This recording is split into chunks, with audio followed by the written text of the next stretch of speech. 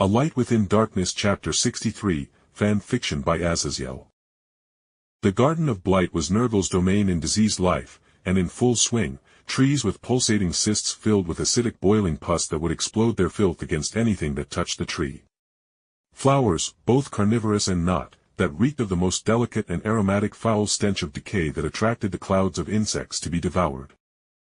Despite the vile nature of Nurgle's realm, his domains of balance and the cycle of life had a serene beauty in them that I couldn't deny, as everything had its purpose in that cycle. Regardless of the filthy way, the demons or beings in the realm are inherently here. Oh, it was utterly filthy and disgusting. Literally, as I was flying over the forest I saw a pool of what looked like boiling watery fecal matter, but such things weren't unusual here in Nurgle's realm, as in fact there was an entire subcontinent called the Septic Isle that was a massive land mass of shit surrounded by a sea of diarrhea that supposedly filled the rest of the realm with the nutrients to survive. So to say the least, I hauled ass through the Gardens of Blight as I flew towards the area surrounding the Plague Lord's mansion.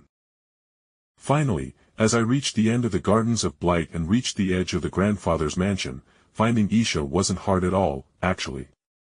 As her own weakened divinity radiated outwards like a soothing vanilla candle being lit in a porta-potty.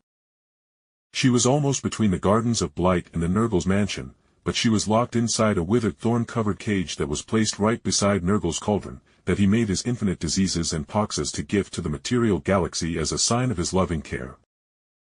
So, yay, finding the hentai-looking elf goddess that looked suspiciously like Celestine from Koroinu was nice and all. But there was an issue: a massive mountain of flesh-leaking pus, wooden spikes adorned his form, and many gaping mouths filled with rotting jagged teeth were leaking monstrous maggots and insects that were bigger than me.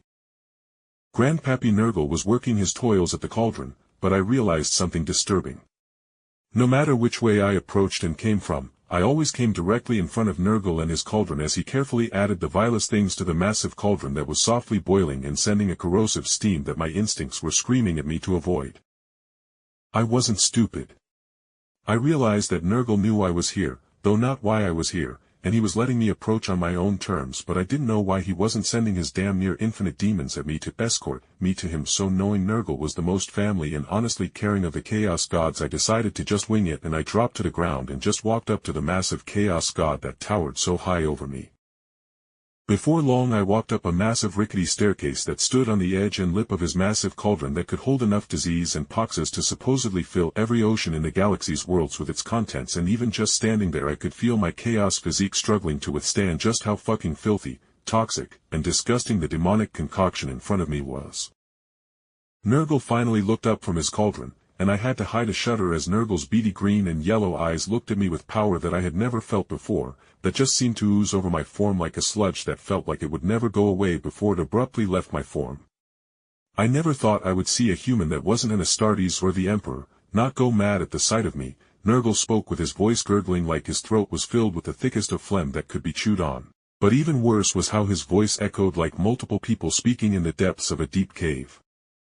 I couldn't stop the shudder that ran through my form as Nurgle jiggled like a wave of fucking disgusting jello as he burst into fat golly laughter at my discomfort. So why have you come to my home, human? Did you wish to directly join the Death Guard, or did you seek me out for something in particular?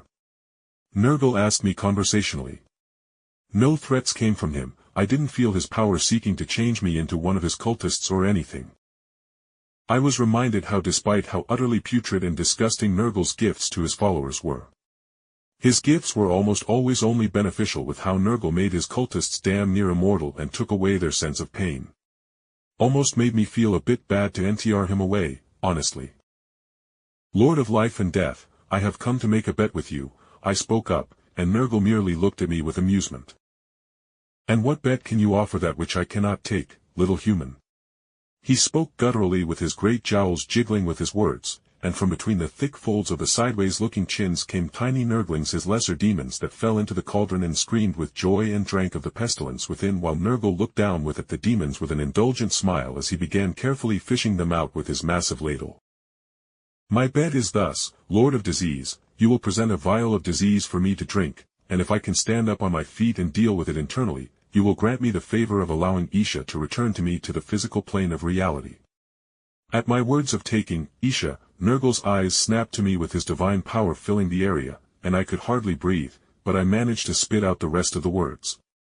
Isha, as a goddess, cannot stay in the material world for more than a couple of minutes at most anyway. I just need her help for that amount of time before she is pulled back into your realm, Lord Nurgle. I finished, and Nurgle's gaze softened as he seemed to think about something.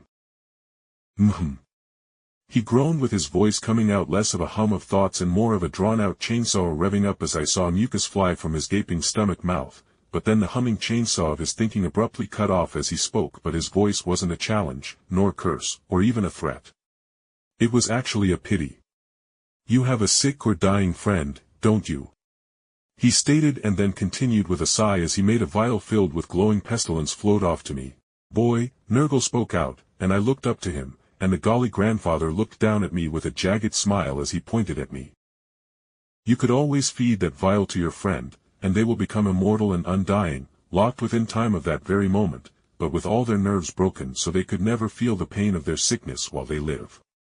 Nurgle offered, and I took the large vial that was the size of a soda can, and I shook my head. I imagined Arya's ghostly sister locked into her spirit as I responded, so I wouldn't lie when I spoke.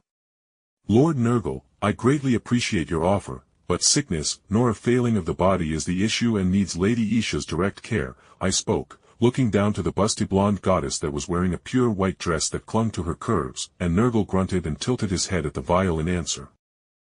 Then drink, boy. Should you survive and deal with it in any way you can, then you may borrow my goddess Isha for the minutes she will remain in the material world before she is forced to return to the Empyrean. Though I make no promise of her actually helping you. But should you die, your soul is forfeit to my service. Nurgle said with finality, and I silently nodded as I held the large vial slightly above my head. College cheap keg chugging days don't fail me now. I mentally howled, and then I did it.